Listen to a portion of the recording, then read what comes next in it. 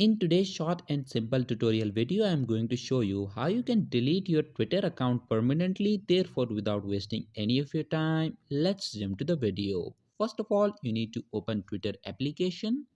At the top left corner of your screens, you will see your profiles icon. So click on it. Then go to settings and support. Scroll down and click on settings and privacy. Now click on this first option, your account. And here you will see this option deactivate account, so click on it. Click on deactivate.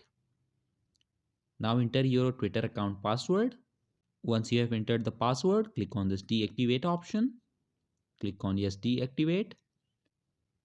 So now your Twitter account is deactivated, and if you do not log into your Twitter account for the next 30 days, it will be deleted permanently. In this way, you can delete your Twitter account permanently. So that was it for this video, and I'll see you guys in the next one.